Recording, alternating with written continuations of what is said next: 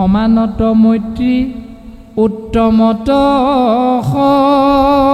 সতকাৰ দৰিদ্ৰত দায়া কৰিবে বাৰম্বাৰ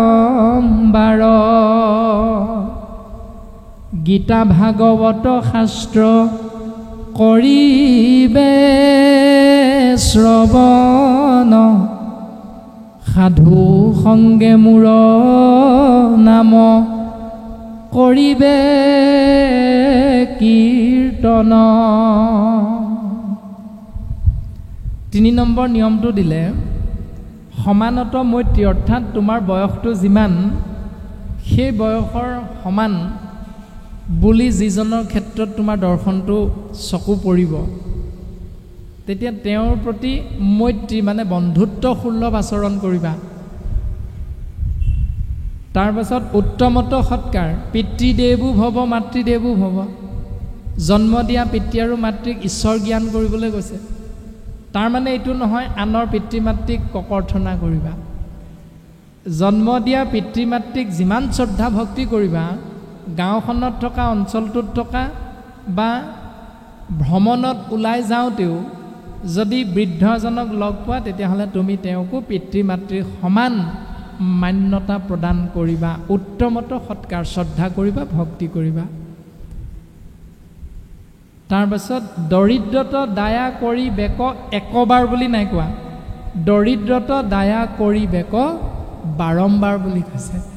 বাৰে বাৰে দুখীয়াক সহায় কৰিবা। কাৰণ যিজন দুখীয়া তুমি দেখিবা সেইজন একেজন দুখীয়া নহ'বও পাৰে। সেইকাৰণে দুখীয়াজনক তোমাৰ সাধ্য অনুসাৰে সহায় কৰিবলৈ চেষ্টা কৰিবা। তাৰ পাছত ক'লে গীতা ভাগৱত শাস্ত্ৰ কৰিবেক বাৰম্বাৰ। গীতা ভাগৱত শাস্ত্ৰ শ্ৰৱণ কৰিবা একবাৰ বুলি নাই কোৱা, কৰিবেক বাৰম্বাৰ বুলি কৈছে। গীতা ভাগৱত শাস্ত্ৰ ক'ত পাম এতিয়া? সাধু সংঘ মহন্তৰ সংঘতহে ভাগৱত গীতাৰ আমি শ্ৰৱণ কীৰ্তন মহাভক্তি আশ্ৰয় কৰিব পাৰিম। সেইকাৰণে সাধু সংঘলৈ আমাক য'ত পৰুণাস্তি যাবৰ বাবে চেষ্টা কৰিবলৈ কৈছে। গীতা ভাগৱত শাস্ত্ৰ কৰিবে শ্ৰৱণ সাধু সংগে মূৰ নাম কৰিবে কীৰ্তন। এতিয়া গীতা ভাগৱত পঢ়িলে কি হয়? আমাৰ কিছু কিছু ধাৰণা আছে গীতাৰ মংগলাচৰণত আছে যদি গীতা দান দিয়ে তেতিয়াহ'লে মনোমত ভাৰ্যা লাভ হয়। আছেনে নাই বাৰু এইটো নিয়ম? আছে, মংগলাচৰণত আছে চাব। যদি শ্ৰীকৃষ্ণ গীতা ভাগ দান দিব পাৰে ভাওনা ভাগত তেতিয়াহ'লে মনোমত ভাৰ্যা লাভ হয়। এতিয়া বাস্তৱত এইটো ভুল বুলি নাই কোৱা, সঁচা কথা। কিন্তু তাৰ তত্ত্বটো কি? শ্ৰীকৃষ্ণ গীতা, শ্ৰী মানে পৰম ব্ৰহ্ম, কৃষ্ণ মানে যিজনৰ নামত শৰণাপন্ন হ'লে আনন্দ লাভ কৰে, পৰম আনন্দ। সেই আনন্দৰ গৰাকী পৰম ব্ৰহ্ম নামযুক্ত কৃষ্ণ তত্ত্বৰ গীতা, গীতা মানে হ'ল বচন বা কথা, তেওঁ কোৱা কথা যদি তুমি দান দিব পাৰা তেতিয়াহ'লে তুমি বিচৰা ধৰণে সুখেৰে জীৱন বৰ্তাই ৰাখিব পাৰিবা। এই জ্ঞানটো অৰ্থাৎ গীতাক দান দিলে মনোমত ভাৰ্যা লাভ কৰিব পাৰে। মানে ভাৰ্যা মানে 24 তত্ত্বৰে গঠিত শৰীৰটো ভাৰ্যা বুলি কোৱা হৈছে। ভাৰ্যা মানে প্ৰকৃতি। প্ৰকৃতি পুৰুষ দুয়ো হৈব একমতি, তেহে সিজিব হৰিত ভকতি বা কৃষ্ণত ভকতি। প্ৰকৃতি মানে আইসকল, পুৰুষ মানে বাসকল। এইটো হ'ল বাস্তৱসন্মত পৃথিৱীখনৰ আমি চিন্তা কৰা ধাৰণাটো। কিন্তু শাস্ত্ৰই কৈছে প্ৰকৃতি মানে 24টা তত্ত্বৰে গঠিত শৰীৰটো, পুৰুষ মানে হ'ল আত্মা, আত্মাৰূপী পুৰুষ। গীতা শাস্ত্ৰ কৃষ্ণ কথা ভকতৰ সংগত, উত্তম পাত্ৰৰ সংগত যদি শ্ৰৱণ কীৰ্তন মহাভক্তি আশ্ৰয় কৰিবলৈ সৌভাগ্যৱন্ত হয় তেতিয়াহ'লে তেওঁ বিচৰা ধৰণে ভাৰ্যা লাভ কৰে, মানে শৰীৰ লাভ কৰিব বিচৰা ধৰণে। এতিয়া আমি মৰিলে যাৰ কথা চিন্তা কৰিম, 2য় স্কন্ধত কৈছে যে অন্তকালে হৰি স্মৰে যিটো ভাগ্যৱন্ত, তাহাৰ মহিমা কহি কোনে পাৱে অন্ত। মৃত্যুৰ প্ৰাক মুহূৰ্তত কৃষ্ণ বুলি কৈ যদি মৰিব পাৰা তেতিয়াহ'লে উত্তম গতি লাভ কৰিবা, মনোমত ভাৰ্যা লাভ কৰিবা। এই দৰ্শনটো দিছে। যদি মৰিবৰ সময়ত বেলেগৰ নাম লোৱা তেতিয়াহ'লে সেইটো শৰীৰ পাবা, সেইটো প্ৰকৃতি পাবা। যেনেকৈ ভৰতে হৰিণ পোৱালিটোৰ কথা ভাবি ভাবি মৃত্যুবৰণ কৰাৰ কাৰণে আত্মাতত্ব হৰিণৰ শৰীৰত সোমাব লগা হ'ল। সেইটো আমাক ভাগৱতে দৰ্শন দিছে। গতিকে গীতা দান দিয়া, মনোমত ভাৰ্যা লাভ কৰিবা মানে তাৰ দৰ্শনটো হ'ল, তত্ত্বটো হ'ল তুমি কৃষ্ণ কথা যদি আনক অৱগত কৰিব পাৰা তেতিয়াহ'লে তুমি বিচৰা ধৰণে উত্তমৰ পৰা উত্তম পৰ্যায়লৈ তুমি গৈ থাকিব পাৰিবা। এই দৰ্শনটোহে কৈছে। তাকে নাজানি নুবুজি বুজিবলৈ চেষ্টা নকৰি ভাওনাত কৃষ্ণ গীতা এভাগ শাস্ত্ৰ যদি দান দিয়া যায় তেতিয়াহ'লে মনোমত ভাৰ্যা লাভ কৰে। আকৌ আমাৰ বাপসকলে আইসকলে পুত্ৰক আমাৰ কয় নহয়, আমুকৰ গাঁৱত 7 দিনীয়া 4 দিনীয়া ভাগৱত হৈছে, হেৰৌ যাচোন তাতে চাকি এগছ ধূপ গুৱা পাণ অৰিহণা আগবঢ়াই থৈ গৈ পৰীক্ষাৰ ফলাফলটো ভাল হ'ব, পৰীক্ষাটো ভাল হ'ব যা, এনেকৈ বহুত উপদেশ দিয়ে আমাৰ। সেইখিনি ভ্ৰান্ত ধাৰণা। ভাগৱতে আমাক যেনেধৰণে কৈছে সমানত মৈত্ৰী, উত্তমত সৎকাৰ, দৰিদ্ৰত দায়া কৰিবেক বাৰম্বাৰ, গীতা ভাগৱত শাস্ত্ৰ কৰিবে শ্ৰৱণ, সাধু সংগে মোৰ নাম কৰিবে কীৰ্তন। গীতা ভাগৱত শ্ৰৱণ কৰা, সাধু সংগত কৃষ্ণ নাম কীৰ্তন কৰা। তাৰ প্ৰমাণটো মাধৱ গুৰুজনাই নামঘোষা শাস্ত্ৰত লিখি থৈ গৈছে। কেনেকৈ? শৰণ লোৱা কালৰে পৰা আমাৰ কি হ'ব? বিধিৰ কিংকৰ গৈছে। এই যিটো দৰ্শন আমাক কীৰ্তন নামঘোষা শাস্ত্ৰত মাধৱ গুৰুজনাই দিলে, তাৰ দৰ্শনটো এনেধৰণৰ, এই ৰাম হৰিত শৰণ লয়া যিটো জন,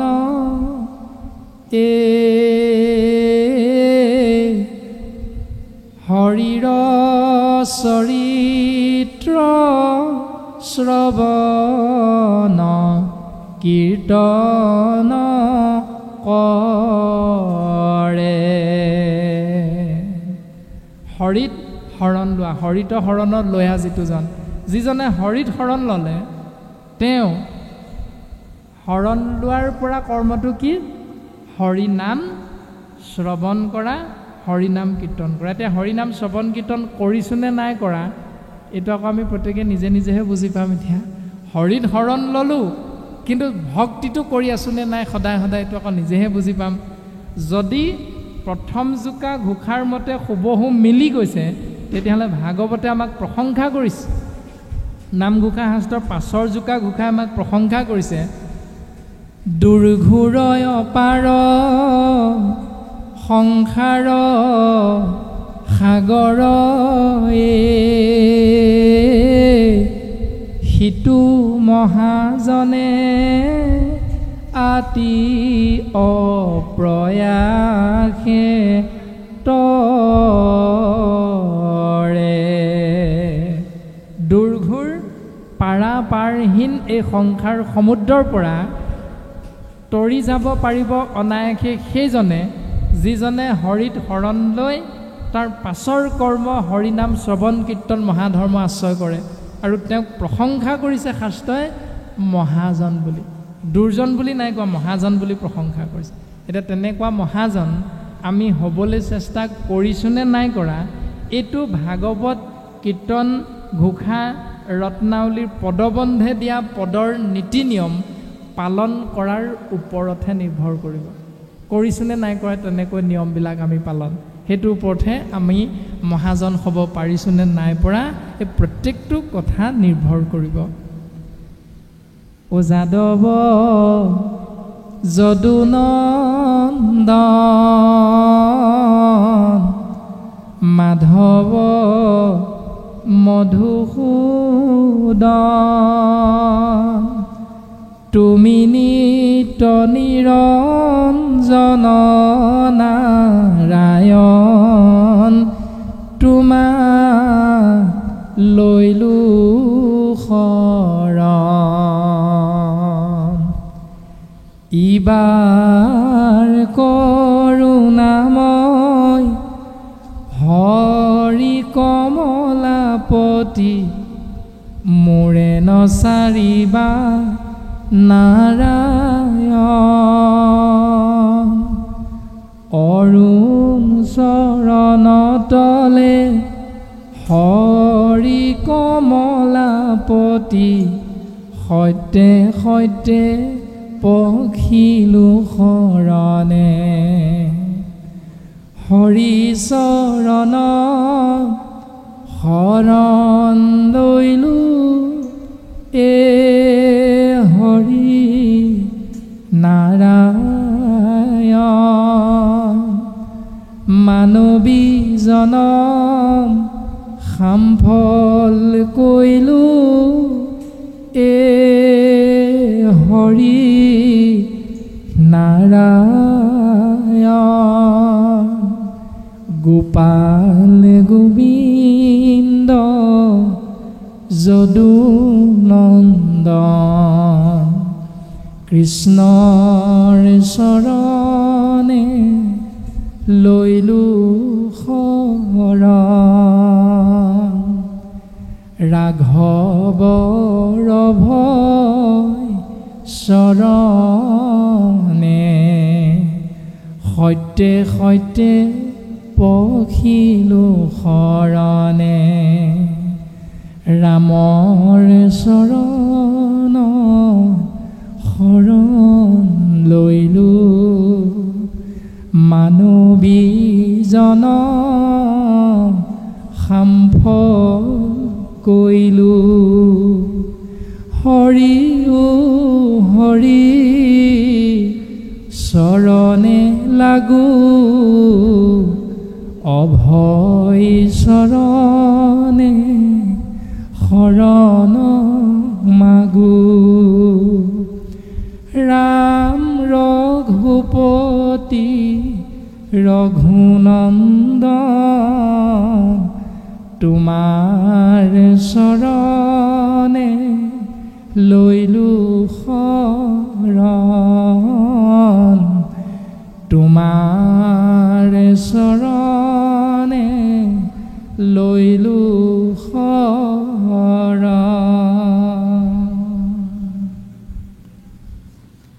সমস্ত জীৱৰ মংগল গুৰুজন বস্তুৱে সিদ্ধান্ত দিছে যে ৰাম কৃষ্ণ হৰি বিষ্ণু জগত প্ৰসিদ্ধ নামত শৰণাপন্ন হোৱা আৰু তাৰ ব্যতিৰেকে যদি আমি জীৱন যাপন কৰিবলৈ চেষ্টা কৰোঁ তেতিয়াহ'লে সেই জীৱনেই হ'ল অমংগলযুক্ত জীৱন আৰু তাকেই বৰ্তমান প্ৰকাশ কৰিলে এই ৰাম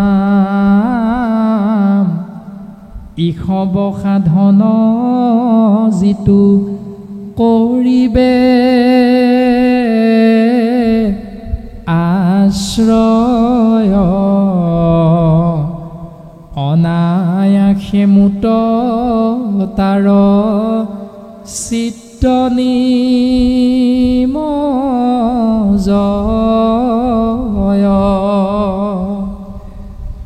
পুষ্পৰ সুঘ্ৰাণ যেন প্ৰৱেশে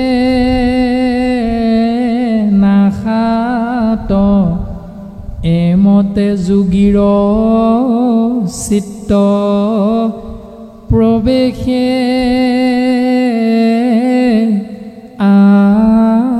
আমাত এনেকৈ ওপৰত কৈ অহা নিয়মবিলাক যিজনে পালন কৰিব সুন্দৰভাৱে তেওঁ আমাৰ কৃপা লাভ কৰিব পাৰিব ইষভ সাধন যিটো কৰিবে আশ্ৰয় সাধনৰ বাবে এই নিয়মখিনি এনেকৈ যিজনে আশ্ৰয় কৰিব অনায়াসে মুতত আৰু চিত্ত নিমজয় অতি সহজতে তেওঁৰ চিত্ত কায় বাক্য মন আমি গ্ৰহণ কৰোঁ আমাৰ সেৱক বুলি আৰু আমি তেওঁৰ সেৱক হৈ যাওঁ অৰ্থাৎ ভগৱন্ত পুৰুষে নিজ মুখে সিদ্ধান্ত দিছে যে যিজনে মোক আশ্ৰয় কৰে মই প্ৰথম তাৰ সৰ্বনাশ কৰোঁ আৰু সৰ্বনাশ কৰাৰ পাছতো যদি মোৰ চিন্তাৰ পৰা তেওঁ আঁতৰি নাযায় তেতিয়াহ'লে মই তাৰ দাসৰো দাস হৈ যাওঁ এনেধৰণে নৃসিংহ গোসাঁয়ে ভক্ত প্ৰহ্লাদক সিদ্ধান্ত দিছে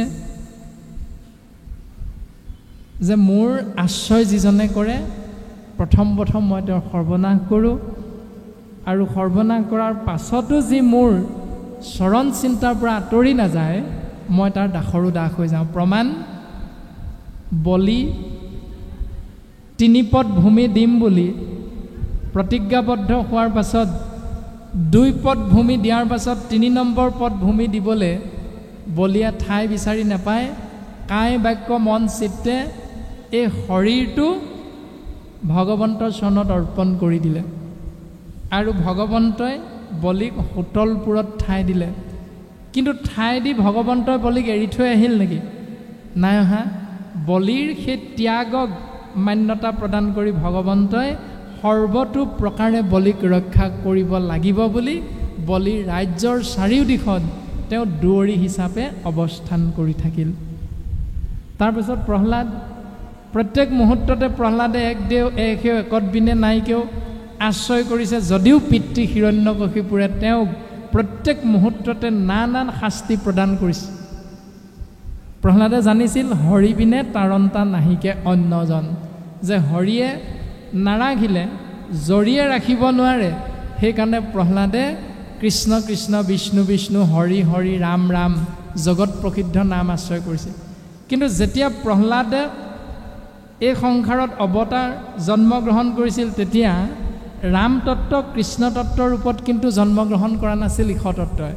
তথাপিতো প্ৰহ্লাদে ৰাম কৃষ্ণ হৰি বিষ্ণু কিয় নাম আশ্ৰয় কৰিব পাৰিছিল তাৰ দৰ্শন হ'ল যে দেৱঋষি নাৰদৰ কৃপাত মাতৃগৰ্ভত সমস্ত তত্ত্ব লাভ কৰি আহিছে। সেইকাৰণে আমাৰ বহু স্থানত হয়তো ভাগৱত পঢ়ি যাওঁতে প্ৰশ্ন হয় যে প্ৰহ্লাদে কেনেকৈ ৰাম নাম পালে? তেতিয়ালৈকেতো প্ৰহ্লাদৰ জন্মৰ পাছতহে ৰাম ৰূপে ভগৱন্ত অৱতাৰ ধাৰণ কৰিছে। ভগৱন্তই কৃষ্ণ ৰূপত প্ৰহ্লাদৰ জন্মৰ পাছতহেতো অৱস্থান কৰিছে।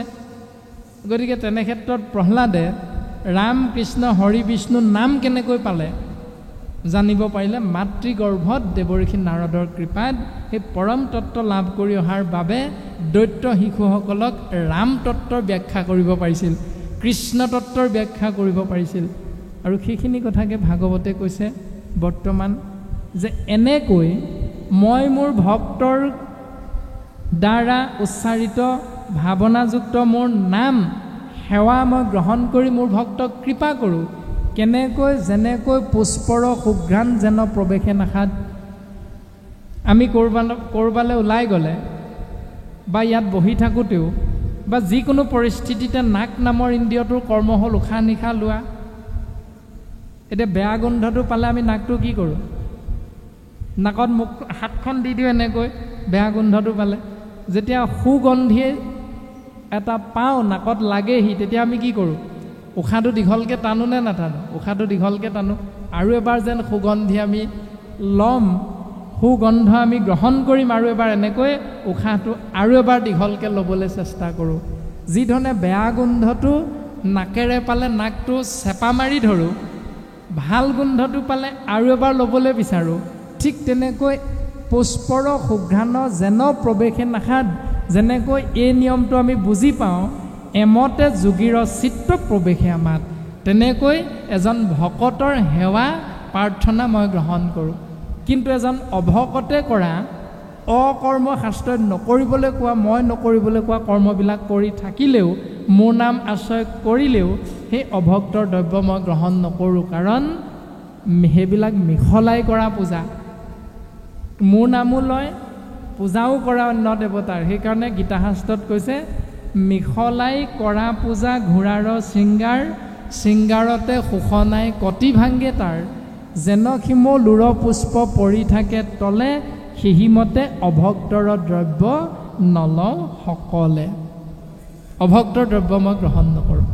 এই বুলি কপিল প্ৰভুৱে মাতৃ দেৱহূতিৰ আগত সুন্দৰভাৱে এই কথাখিনি প্ৰকাশ কৰিছে। ৰাম সমস্তে ভূততে মই আছো সৰ্বক্ষণে, মোহক অৱজ্ঞাতি কৰে যিটো জনে, বেদ মন্ত্ৰে প্ৰতিমাত কৰয় অৰ্চন, নাহি তাৰ ফল কিছু সবে বিৰম্বন।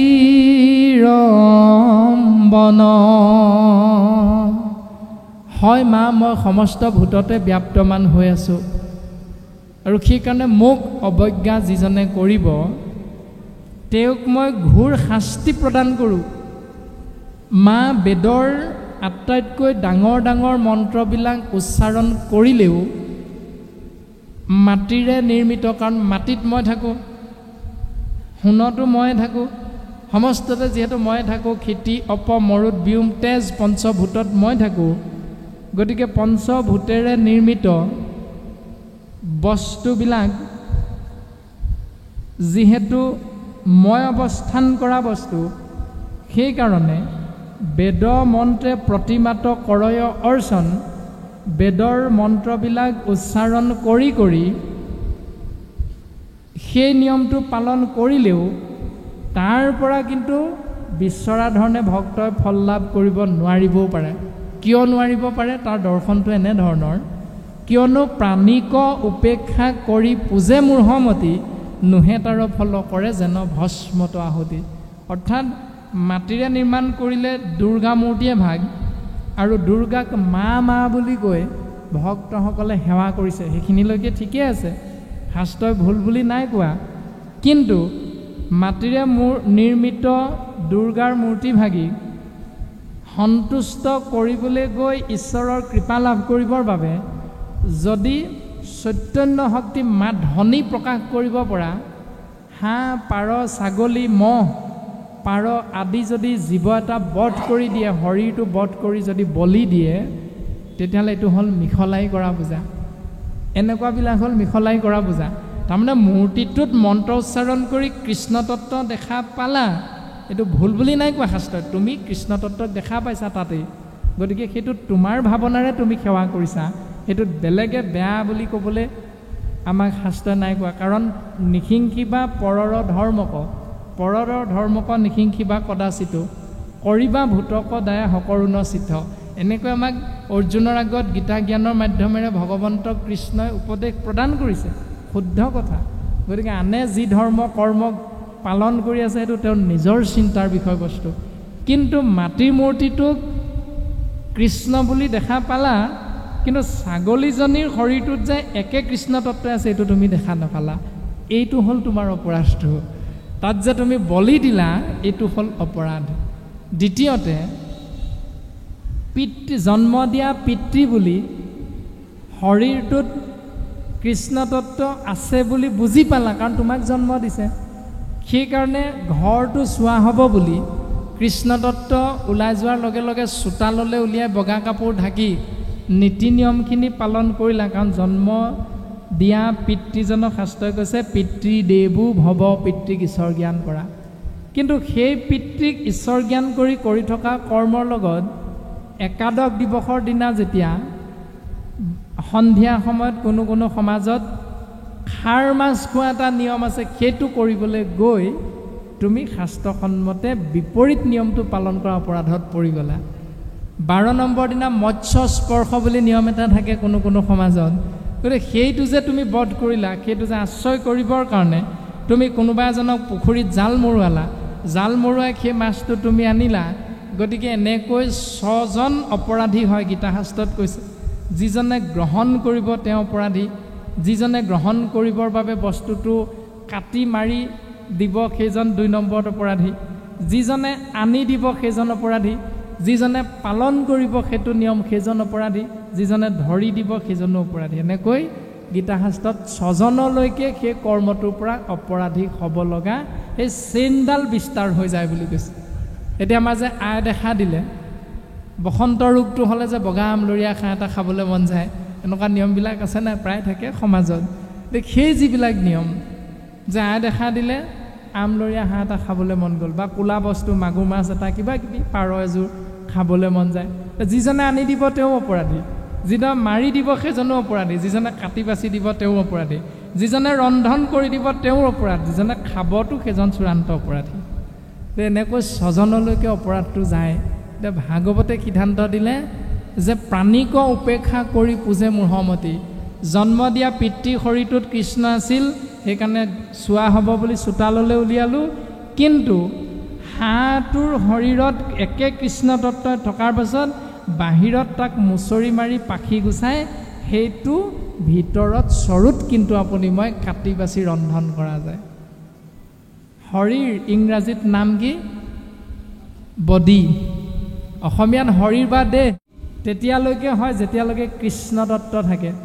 কৃষ্ণ তুমি আছা হেনো সবাৰো হৃদিত, তত্ত্ব নাপায় তোমাকো বিচাৰোঁ বাহিৰত।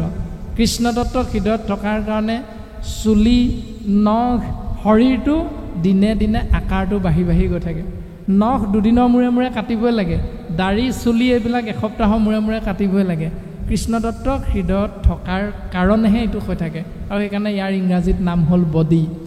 যেতিয়া কৃষ্ণ তত্ত্ব ওলাই যায় তেতিয়া ইয়াৰ নামটো ডেড বডি। অসমীয়াত কি? বিদেহ। বি মানে নাই, দেহ মানে শৰীৰ। সেইকাৰণে আমি 1 মিনিট মৌন প্ৰাৰ্থনা কৰোঁ যে বিদেহী আত্মাৰ সৎ গতিৰ অৰ্থে 1 মিনিট মৌন প্ৰাৰ্থনা, মানে বিদেহ। বি মানে নাই, দেহ মানে শৰীৰ। যিটো আত্মাই এইটো শৰীৰ এৰি ওলাই গ'ল, সেই আত্মাই আকৌ এটা শৰীৰ নোপোৱালৈকে তাক কোৱা হয় বিদেহী আত্মা। এই কথাটো কোৱা হয়। গতিকে সেই বিদেহী আত্মাৰ সৎগতিৰ অৰ্থে ইংৰাজীত কোৱা হৈছে ডেড বডি। যদি মানুহজনৰ শৰীৰটোত কৃষ্ণ থাকিলে বডি, কৃষ্ণ ওলাই গ'লে ডেড বডি, তেতিয়াহ'লে হাঁহটোৰ শৰীৰটোৰ নাম ইংৰাজীত বডি। এতিয়া কৃষ্ণ তত্ত্বক আমি বাধ্য কৰি মুচৰি মাৰি উলিয়াই পঠিয়াই দিলোঁ, যাবৰ কাৰণে বাধ্য কৰি দিলোঁ। গতিকে হাঁহটোৰ শৰীৰটোকো ইংৰাজীত কৃষ্ণ তত্ত্ব ওলাই গ'লে ডেড বডি বুলিয়ে কোৱা হয়, বেলেগ নাম নাই আৰু ডেড বডি। গতিকে এটা ডেড বডি ঘৰ চোৱা হ'ব বুলি বাহিৰলৈ নিলোঁ, আৰু এটা ডেড বডি লোভত পৰি ভিতৰলৈ নিলোঁ। এতিয়া শাস্ত্ৰই শুদ্ধ বুলি কৈছে জানো এইকেইটা নিয়ম? কেনে কৈছে? প্ৰাণীক উপেক্ষা কৰি পূজে মূঢ়মতি। ৰাতি সেই মাংস খাই ৰাতিপুৱা পৰি পৰি এঘণ্টামান নাম প্ৰসংগ কৰাৰ কোনো অৰ্থ নাই। তুমি গুৰু সেৱা কৰিব পাৰা ৰাতিপুৱা, তোমাৰ ভাৱনাত হয়তো সেইটো সঁচা যেন লাগিব পাৰে, কিন্তু ৰাতি তুমি যিটো আমলৰীয়া হাঁহে তৃপ্তিৰে এসাঁজ খালা মা মছলা দি, আৰু ৰাতিপুৱা সেই শৰীৰটোৰে তুমি ঈশ্বৰৰ সেৱাৰ বাবে আগবঢ়াই দিলা। গতিকে প্ৰাণীক উপেক্ষা কৰি পূজে মূঢ়মতি, নোহে ফল কৰে যেন ভস্মত আহুতি বুলি কৈছে। তাৰপাছত পৰ শৰীৰত মোক বিদ্বেষ কৰয়, যদি পূজে তভূতাৰ চিত্ত শান্ত নয়। তাৰমানে পৰ শৰীৰত মোক বিদ্বেষ কৰয়। আমলৰীয়া হাতত ময়ে আছোঁ এইটো কথা ভবা নাই বাৰু, মই যে আছোঁ একেজনে এইটো কথা এবাৰো ভবা নাই, সেইকাৰণে বিদ্বেষ কৰিছে। এইটো হাঁহহে, ইয়াক মাৰিলে একো নহয়, এই ভাৱনাটো আহি যায়। তাৰমানে এইটোৱে হ'ল ভগৱন্তৰ মায়া।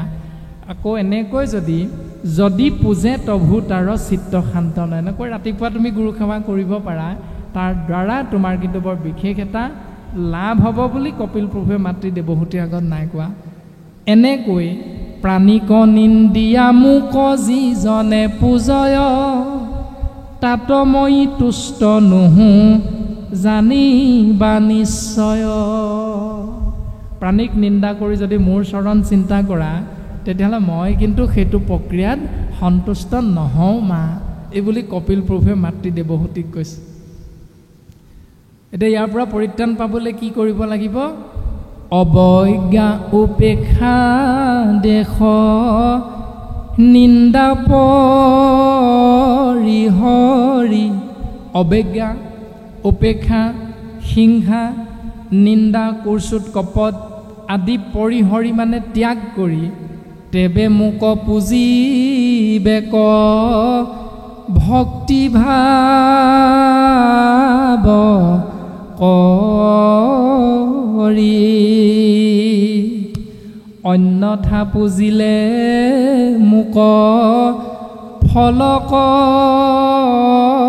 নাপাই, স্বৰূপ কৰিয়া মই কহিলোঁ আই। যিজনে আপোন পৰ ভেদ কৰয়, তাক মই ঘোৰতৰ দেউ মৃত্যু ভয়। এনেকৈ মই কৰিবলৈ কোৱাকেইটা নকৰি নিজৰ ভাৱনাৰে যদি কিছুমান কৰ্ম কৰে, মোৰ ওচৰলৈ আহিব পাৰিম বুলি ভাবে, মোৰ কৃপা লাভ কৰিব পাৰিম বুলি ভাবে, তেতিয়াহ'লে তাৰ দ্বাৰা মোৰ কৃপা লাভ কৰিব নোৱাৰে। স্বৰূপক কৰিয়া মই কহিলোহ আই। সেই মা মোৰ কৃপা সেই ভক্তই যেনেকৈ পাব লাগে তেনেকৈ লাভ কৰিব নোৱাৰে। যিজনে আপোন পৰ ভেদভাৱ নকৰে তেওঁহে মোৰ কৃপা লাভ কৰে। যিজনে আপোন পৰ ভেদ কৰি থাকে তাক মই ঘূৰতৰত দেও মৃত্যু ভয়।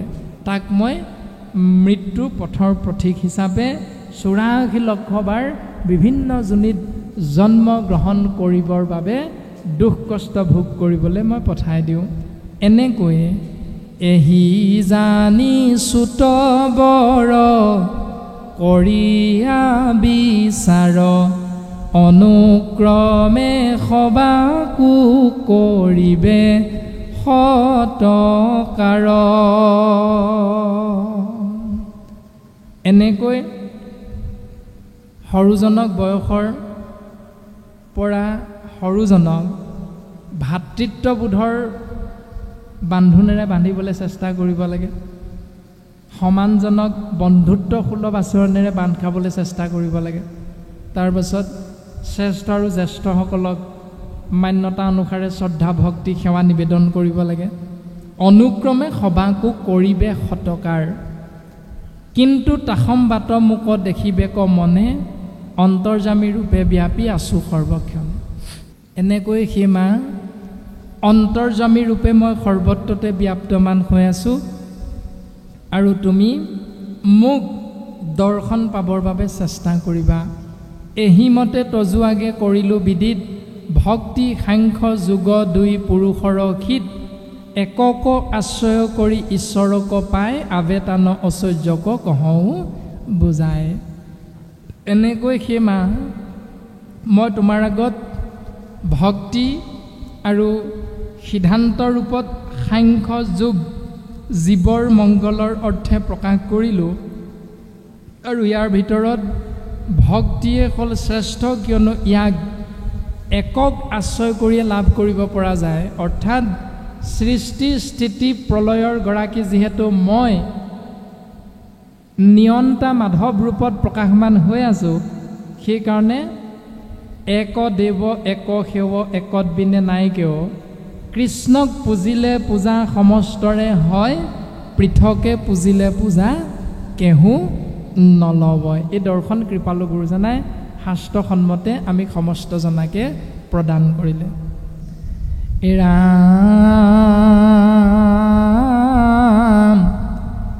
এহিমতে তজু আগে কৰিলোঁ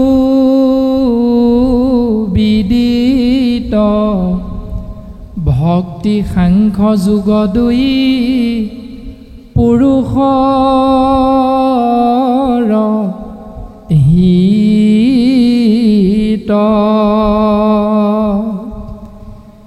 একক আশ্ৰয়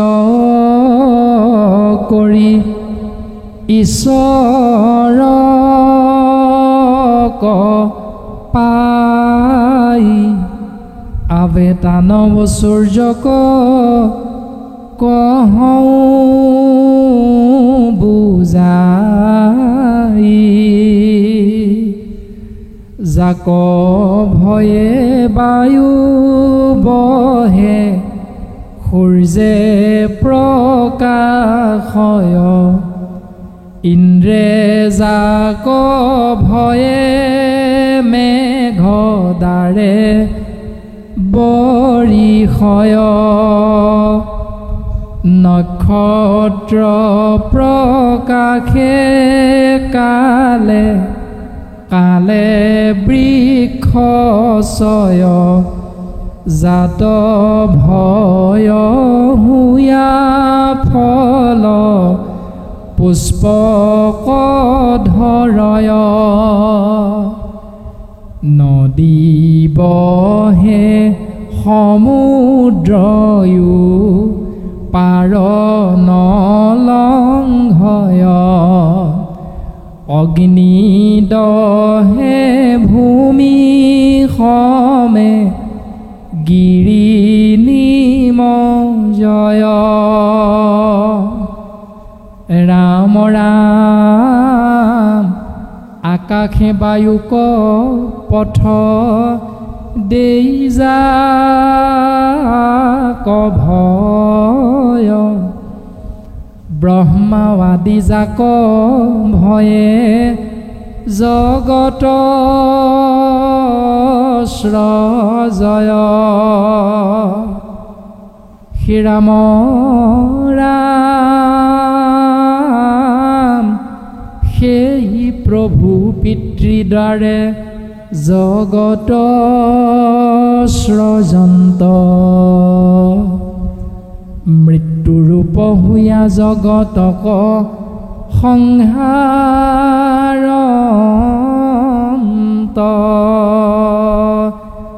ও আপুনি অনাদি নিত্য জগত ঈশ্বৰ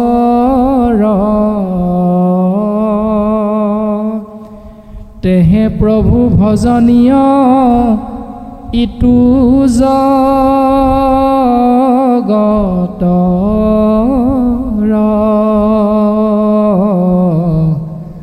হৰি ৰাম ৰাম ৰাম হে মা এই সমস্তখিনি মোৰেই অৰ্থাৎ ইন্দ্ৰই যে মেঘৰ দ্বাৰা বৰষুণ দিয়ে ইন্দ্ৰই মোৰ ভয়তহে এইটো কৰ্ম কৰে বায়ু যে অবিশ্ৰামভাৱে অৱধাৰিতভাৱে গতি কৰি আছে কেৱল মোৰ আজ্ঞা পালন কৰিহে এইটো হৈ আছে সূৰ্য যে পূবফালে উদয় হৈ পশ্চিমফালে মাৰ যায় বায়ুৰ লগত কক্ষপথ সলনি নকৰাকৈ নক্ষত্ৰবিলাকে নিজৰ নিজৰ কক্ষপথত গতি কৰিছে এয়া কেৱল মোৰ আজ্ঞা পালন কৰিহে হৈছে নদীবিলাকে সমুদ্ৰত গৈ পৰেগৈ আৰু সমুদ্ৰই সমস্ত নদীৰ জলৰাশি বুকুত লৈ কোনো দিন পাৰ নাভাঙে এয়া কেৱল মোৰ আজ্ঞা পালন কৰিহে এনেকৈ থাকিব পাৰিছে হে মা এই সমস্তখিনি ব্ৰহ্মা আদি কৰি যাক ভয়ে জগত সৃজয় ব্ৰহ্মাকে ধৰি সৃষ্টিকৰ বিষ্ণুকে ধৰি পালনকৰ্তা ৰুদ্ৰকে ধৰি সংহাৰকৰ্তা সমস্তজনে অনন্ত কোটি ব্ৰহ্মাণ্ডত অনন্ত কোটিজন ব্ৰহ্মাই মোৰ আজ্ঞা পালন কৰি জীৱক সৃষ্টি কৰি আছে অনন্ত কোটিজন বিষ্ণুৱে অনন্ত কোটি ব্ৰহ্মাণ্ডত মোৰ আজ্ঞা পালন কৰি ব্ৰহ্মাৰ দ্বাৰা সৃষ্টি জীৱক পালন কৰি আছে অনন্ত কোটি ব্ৰহ্মাণ্ডত অনন্ত কোটি শিৱ ৰূপত প্ৰকাশমান হৈ অনন্ত কোটি জীৱক সংহাৰৰ দায়িত্ব পালন কৰি অনন্তজন শিৱতত্ত্ব আছে কেৱল মই ঈশতত্ত্ব এক ঈশ্বৰৰ আজ্ঞা পালন কৰি হে মা মই সেইজনেই যিজন সৃষ্টি স্থিতিৰ গৰাকী আৰু মই সেই জীৱৰে মংগল সাধনৰ বাবে হেহি প্ৰভু পিতৃদ্বাৰে জগত সৃজন্ত মৃত্যুৰূপ হুয়া জগতক সংহাৰন্ত ও আপুনি অনাদি নিত্য জগত ঈশ্বৰ তেহে প্ৰভু ভজনীয় ইটো জগত